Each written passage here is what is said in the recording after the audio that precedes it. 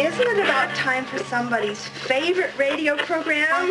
This is America's Outdoor Talk program. Are you ready to get rowdy? Outdoors This Week with your host, Alex Langer. Alex Langer. We've got fishing. Believe me, folks, I have been there, and the fishing has been tremendous. Hiking. Adios. Have a nice trip.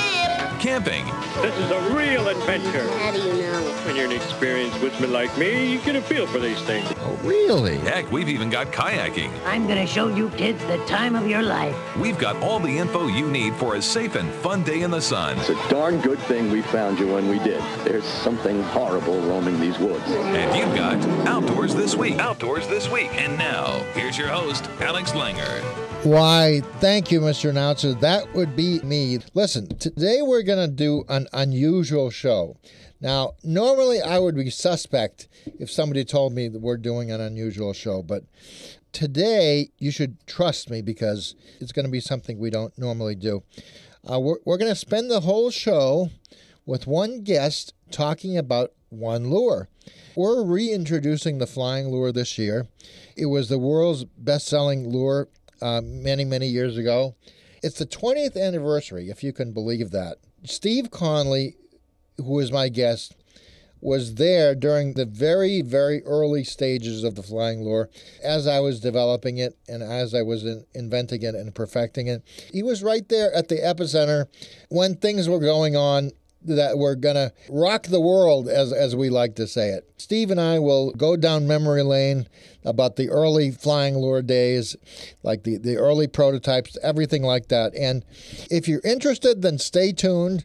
If you're not, then tune out right away because you're going to get a big dose of the flying lure and a trip down memory lane. If that's not enough, we have all of our usual suspects today also. We got Ron Lindner, we've got Larry Whiteley, we have Sammy Lee, and we have Wade Bourne. So, see, I named 4 out of 4, Lynn. That's incredible. So my mind is working. I'm feeling good. And, you're looking good. And I'm looking good. That's right. I'm looking fabulous. And away we go, right? Oh, yeah. And the next voice you're going to hear is going to be none other than Ron Lindner, who will be giving you the world-famous Lindner Report right here in Outdoors This Week. Don't go away.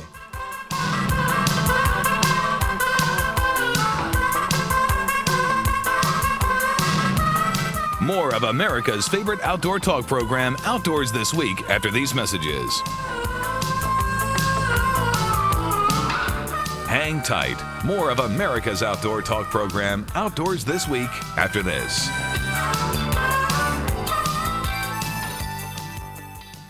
Hi, folks. Ron Lindner here for Lindner's Angling Edge Television. Seen this weekend, this very, very coming weekend on the Outdoor Channel and during the week. We are premiering on the Outdoor Channel and the Pursuit Channel with 2 completely different shows. And if you can't see us there, go us up on the web. Take a look at lindermedia.com, lindermedia.com. It will give you one of the times and places that you can see us on local stations. Da-da-da-da-da. I'm going to give you a behind-the-story backstory. How about that? A little something that most people don't know and probably wouldn't care about. Anyway, recently, a man by the name of Paul Grau and his wife were tragically killed in an auto accident by a texting driver. Boy, that should give us all pause to think. Anyway, a texting driver. But that's not the story. Paul was one of the most instrumental men in the world of modern ice fishing. He changed the whole way we did things. Paul owned a company called HT Enterprises. And with this, he made what was called the Polar Tip-Up. The Polar Tip-Up is a little machine that lays on the ice, and it's got a spool on it for you folks outside the ice fishing arena.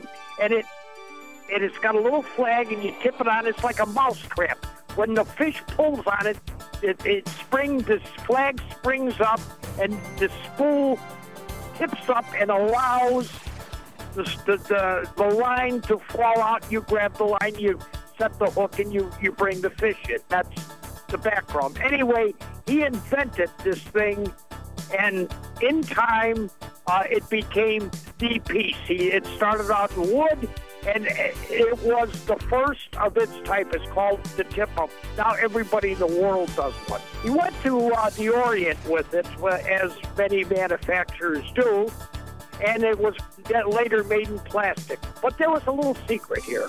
He had them do something, and a lot of these people, now they looked at the mechanism, and naturally, being the fishing business as it is, everybody is going to give you their version of the tip-up. And I don't know how many competing models were made, but there were lots of them.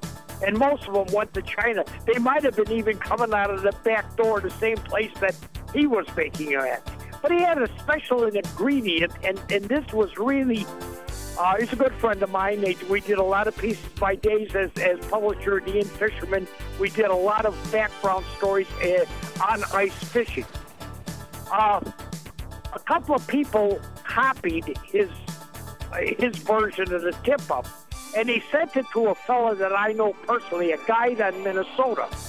And this guy was testing these new tip-ups on a lake near my home. And he called me up. He says, Ron, he says, these things, he says, they work just like a polar tip-up, except that the line keeps on freezing up on the spool, and that little stem that goes through there is always freezing up. And naturally, you dig a little hole in the ice, you set this tip-up up, and it's cold out, and it's prone to do that. It's in the water. And naturally, there's a lubricant on it. What everybody didn't know, and this is why for years and years and years, Paul made the finest tip-up in the world, and that all his many, many copyists never could quite conclude, is why his spool never froze up and would always pay the line up very smoothly. He was using a very, very expensive whale oil. He got a whale oil, I think it was someplace in Japan, and paid a lot of money. Other guys were taking some kind of, I don't know what it was, like DW40 or something, spraying it on it, and it wouldn't hold it. It would, and even if you had grease, it would get thick and clumpy and wouldn't pay out. He found that this fine whale oil, the same thing they use on very expensive watches, and I might add, rocket equipment. It's used on some of the stuff that we shoot out into space where it gets very cold. They use a special whale oil, and Paul was using whale oil on the spool of the tip-up. That's it for now. See you later, folks. Resolutions coming up on Bass Pro Shops Outdoor World. Would you like to spend less time on the couch and more time in the fresh air? Would you like your kids to stare at a bobber instead of the TV? Would you gladly trade in your microwave for a Dutch oven? Then you belong at Bass Pro Shops. Every week, we offer free skills workshops to help you get started. See the store or go to BassPro.com for more information. Bass Pro Shops. Your adventure starts here. And I'm a firm believer in making my New Year's resolutions as early as possible. That way I'll have more time to break them. It's kind of like getting up early every morning so I'll have more time to loaf. Actually, I make two lists, folks. One has things like automobile maintenance, household chores, and the other is for those I try very hard not to break, like buying my new hunting and fishing license, using all my fishing rods regularly, exercising the dog frequently during bird season, going deer hunting in an effort to keep the herds within carrying capacity of their ranges, helping finances by reloading shotgun shells and tying flies, promising not to buy one new gun, two or more is not one, is it? Broadening my knowledge with at least a couple of hunting and fishing trips out of state, and giving serious thought to our nation's space program by observing the stars every night that I camp out. Hey, I hope your new year brings to you all that makes you happiest. I'm Larry Whiteley, and this is Bass Pro Shops Outdoor World. Thanks, Larry. And he's telling us about the stars today, Lynn. How do you like that? I like that. The stars. The stars. Speaking of stars, we have with us that I have known for years. Has it been 40 years? I don't know. Steve Conley. Have we known each other for 40 years? Yeah, I believe it is 40, Al. If it's not 40, it's 39 and a half. It doesn't seem like 39 and a half. No, it seems like just yesterday we were doing the hustle on a bass boat in Lynn, Massachusetts, in some remote pond that I can't even remember the name. Lynn, Mass. So, Steve, what are you doing in Indiana right now? Have you been doing any fishing, or is that a stupid question? That's a stupid question. Thank you. You know, it was funny. The Bass Pro guys talk about getting off the couch. Well, with the weather being the way it is out here, I'm not getting off the couch. It's too cold outside. Well, seriously, Al, I am so thrilled that you are reintroducing the flying lure. Yeah. I was thinking about it after I read an email that you had sent me earlier this week. And, you know, here's the deal with that bait. Bottom line is, it might not catch you the biggest fish of the day, but it's definitely going to catch you the most. Yeah. And when it's really tough and you need to get a bass or catch a fish, that's the lure that always will produce. Time and time again, it's been proven, and I'm just so thrilled that that lure is being reintroduced, and because it was one of the all-time great baits. And it's just a fish-catching machine. I mean, it's the closest thing I've ever seen to a bait that works as well, equally as well as live bait, and just very happy that bait's coming back on the marketplace. Now, say that again, Steve. I think you're right. It works about as well as live bait. Why do you think that is? I believe that is one of the unique lures that if you were to go back to the days of Charlie Brewer, and he had that famous do-nothing approach, Billy Westmoreland, those guys, right. Do-nothing approach. Well, here's the thing. You don't have to do a heck of a lot, but the lure works, and because of its free working ability, you're right.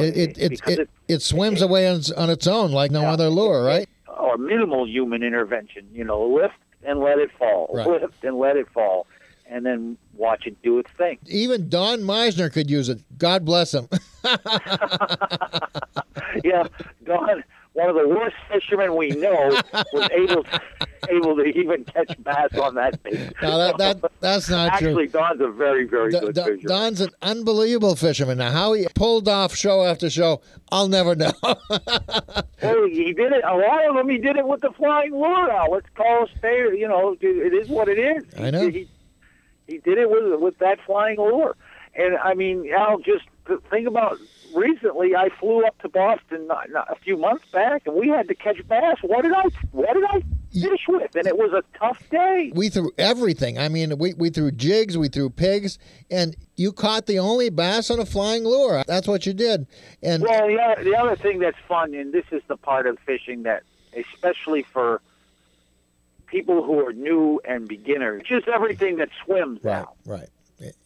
And you said, what are you wasting your time for in the back of the boat, screwing with that stupid lure?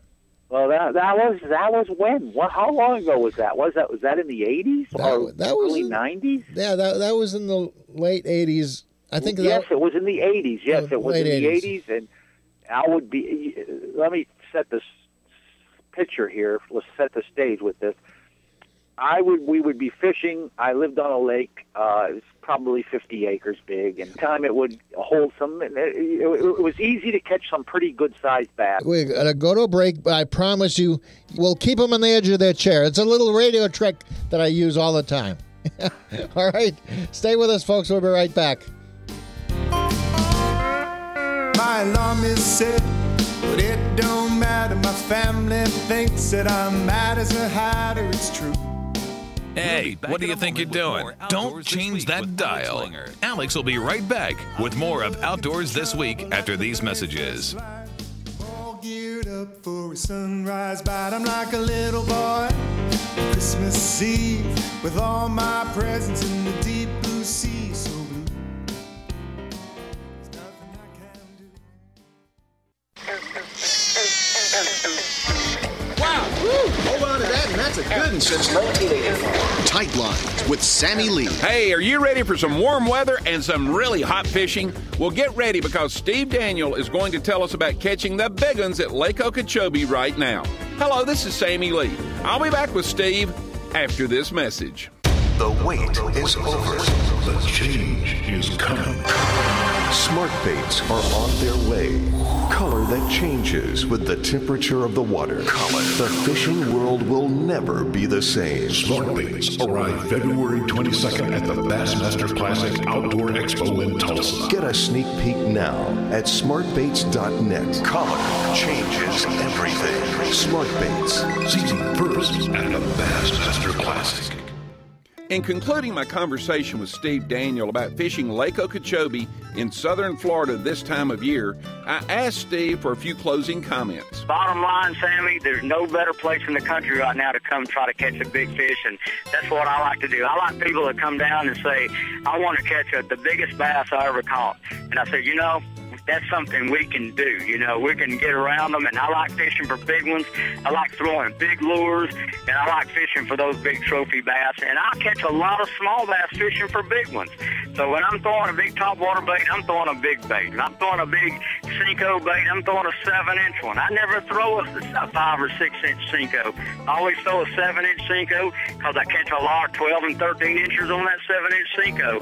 But then again, sometimes when I get that big bait around those bigger fish, instead of maybe only catching 1 or 2 big ones, I might catch 8 or 9 big ones. And that's where a little experience comes in handy on Lake Okeechobee. Like I say, it's a little intimidating, but man, do they live here. This is the best bass fishing lake in the world right now, and I'm just honored to live here. If Steve Daniel has you fired up to go to Lake Okeechobee in southern Florida for that bass of a lifetime, simply go to www.okeechobeeprostevedaniel.com. That's www.okeechobeeprostevedaniel.com. This will be a day on the water that you'll not soon forget. I'm Sammy Lee, and until next time, Tight Lines. Tight Lines, brought to you by HuntMate, the best hunting app for your iPhone. By UFP, America's leading maker of brake systems for boat trailers. And by Smart Baits, color changes everything. If you like Facebook, you'll love the Sammy Lee page on Facebook. Check out me, Sammy Lee, even more lovable than ever on Facebook.com. Thanks, Sammy Lee. And if there were a Hall of Fame for New England fishermen, Steve Conley would definitely be in that. Steve is my guest. I've known Steve for just about 40 years. And back in the day, he would win just about every other bass tournament that there was. And, I've never met anybody that's as intuitive a fisherman or, frankly, that's as good as fisherman as Steve. Steve is one of these guys that could have been a national pro, but his family and his obligations prevented him from becoming that. But nonetheless, never dampened his spirit or his ability to catch fish. And he is with us today. And we are just reminiscing about the early days of the flying lure when I was inventing it. And Steve, you were right in the middle of berating me when we went to a break. I would berate you, Al, because I would be fishing, I setting the stage. I lived on this 50-acre or so pond. In the spring, it was chock full of bass along the bank that we could catch upwards towards 6.5 pounds. Yep. And you would be in the back of the boat, and this was one of these no outboard motor type lakes. I was fiddling and diddling as far as you were concerned. As Johnny Most would say, you were fiddling and diddling, and I would turn around and look at you and say, "What are you doing back there?" As I would be reeling in another 4-pounder. That's right. And you'd be dropping what looked like saucers, spaceships, into the water and saying to me, "Look at that! Watch what that's doing! Look at what it's doing, Steve!" And I would just shake my head in disgust and say, "You just keep fishing, would you please?" I forgot about the early flying lures were basically things that I poured in my mother's spoons. Yeah, they were. You would pour them in eating utensils. Basically. Right, exactly. You're right.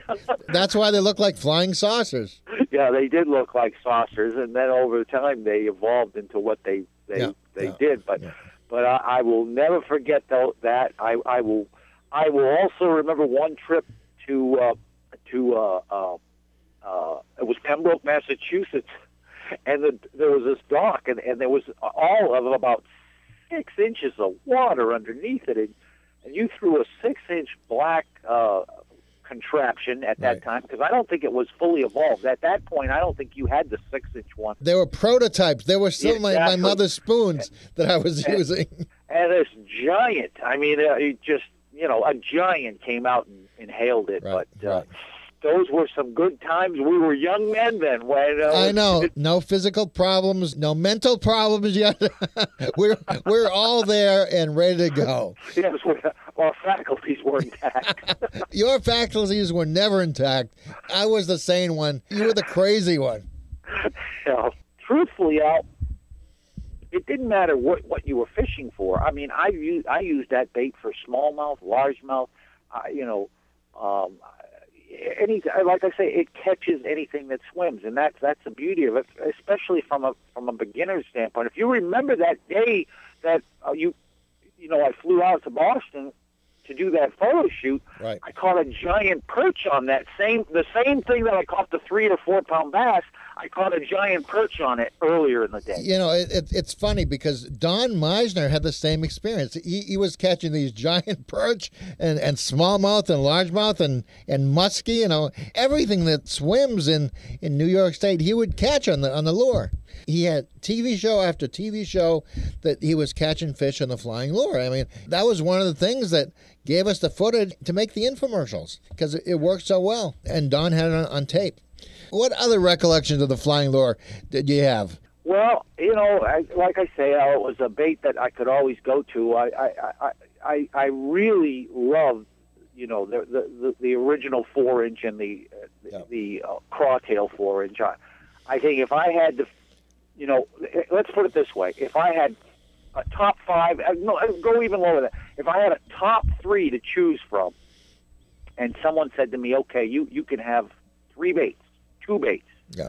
One would be a jig, obviously, and one would probably be a flying lure, and one would be a worm, plastic worm. Right. If someone said that's all you can fish with, tomorrow everything else is no longer available, you got to pick 3. And I love to fish top water. I like to crank. I know. I'm a good spinner bait, buzz bait. You name it. I would still. Those would be the 3 I would. You would give up top water for the flying lure, right? Yeah, and I love top water fishing. I love it. I know. Because I like explosive strikes, and between you and I've caught top water.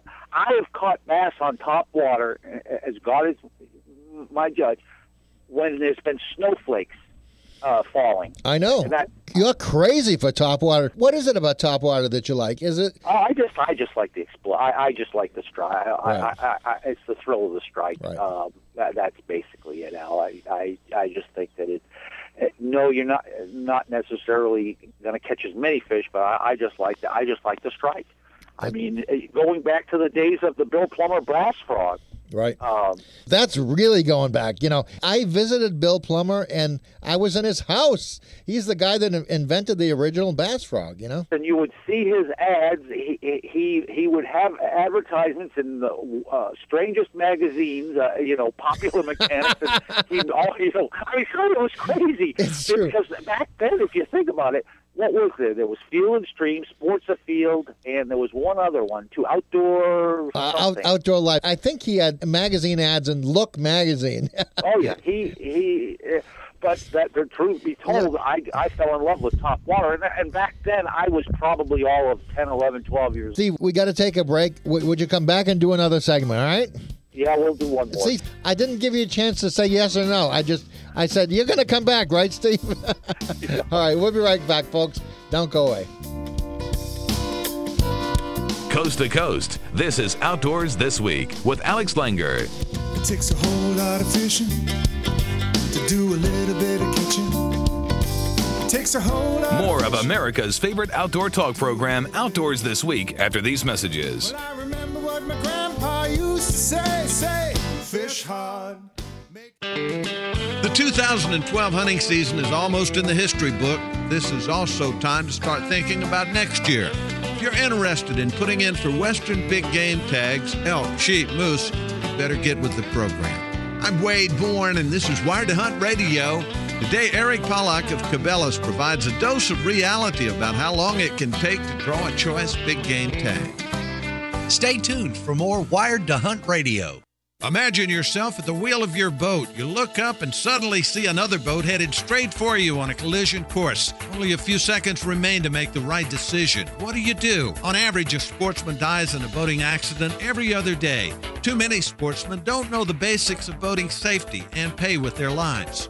I'm Wade Bourne. Do what I did. Take a safe boating course from your U.S. Coast Guard Auxiliary, Power Squadron, or state boating agency. Boat responsibly. For more information, visit uscgboating.org. Cabela's is the world's foremost outfitter for hunting, fishing, camping, and outdoor gear. They offer more gear than anybody, best selection, prices, and quality, all backed by Cabela's legendary guarantee. Shopping with Cabela's has never been easier or more convenient. You can outfit all your needs through Cabela's catalogs, website, and their many stores. Check them out at Cabela's.com. Cabela's, the world's foremost outfitter. This is Wired to Hunt Radio. Eric Pollack runs Cabela's Tags program, which assists hunters in applying for big game tags in different states.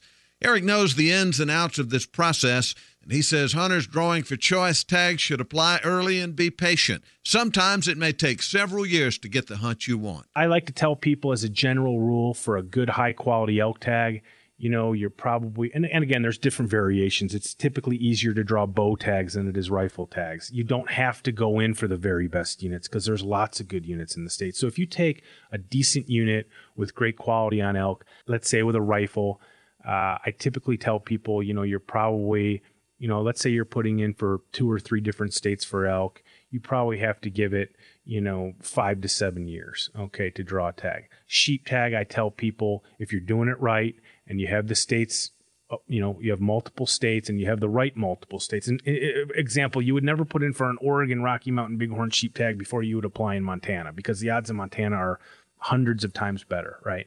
So if you do it correctly, you put in for 3 or 4 states for sheep. I typically tell people if you don't have a 10 to 15 year outlook on a tag like that, it's probably not for you. That's Eric Pollack. And to learn more about Cabela's Tags program, go to Cabela's.com. And that's also today's Wired to Hunt Radio. I'm Wade Bourne saying thanks for listening and get outside. Thanks, Wade. No, you get outside. Don't tell me to get outside. Listen, we have a special guest with us today. I mean, I kid him a lot, but in all seriousness, he's somebody that I've known for most of my life, and he used to be one of the top guys in New England as far as competitive fishing. That's no joke. There were a few years that Steve Conley was unbeatable, and he could have been one of the top pros nationally, I'm sure, but circumstances of family didn't allow it, and so he went into the lumber business, right, Steve? You went right from bass fishing right into lumber. Yeah. and I was there. I was there. Oh well. I can't look back. I got to go forward. You know that story. That's right. You can't hey, look you know what I'm looking forward to, buddy? I'm already thinking about May. I'm already thinking about Cape Cod. Well, I'm thinking about them giants I caught last year.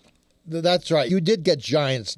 Darn you, you got giants, and I gave you the front of the boat, and what did you do? You went and you caught some giants on me. Are we going to do it again this year or what? Of course, and it has to.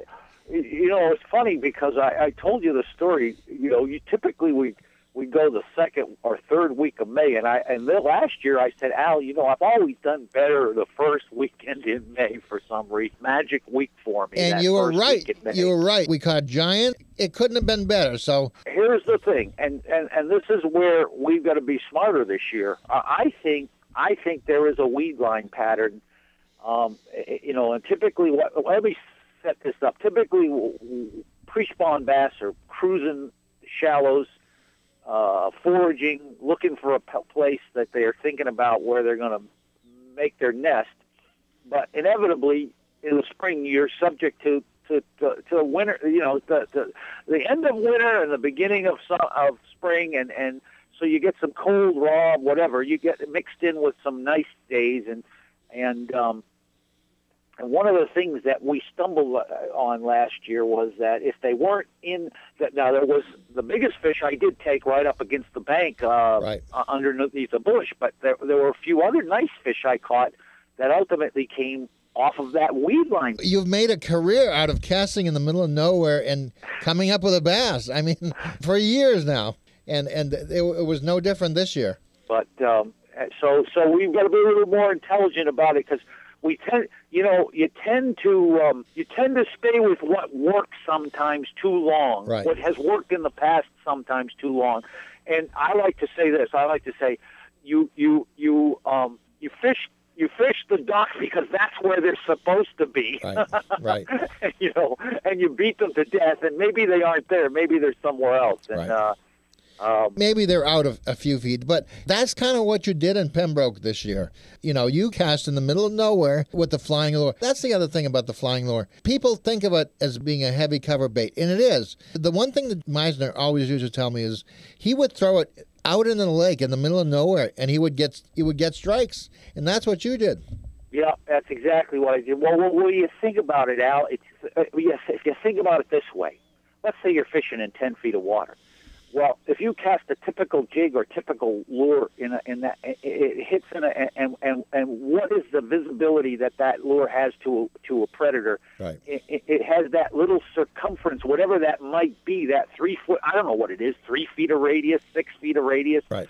2 feet of radius. But when you cast a flying lure, because in 10 feet of water, it's going to move. Gosh, I don't know, 8, 10, 12 feet. So it's traveling. It's traveling on its own. It's covering water, and it's making itself more visible to any prey. Just logic says that you're going to catch more fish if you can cover more water, right. and that bait in itself has a built-in kind of cover the water type deal, because right. it's swimming as you let it free fall or do its thing on a slack line. That's the biggest thing that people have to remember when fishing it. Give it slack line. That's correct. It covers water on its own, and I think as long as you give it slack line, it'll work for you. Steve, we're out of time. Thanks for coming on, and we'll catch up with you next time. And are you getting out in Indiana? No, Al, it's too cold.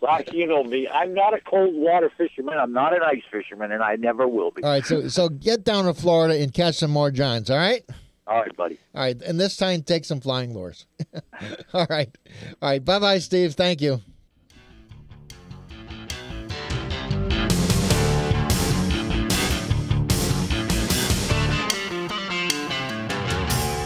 Alex Langer, Outdoors This Week.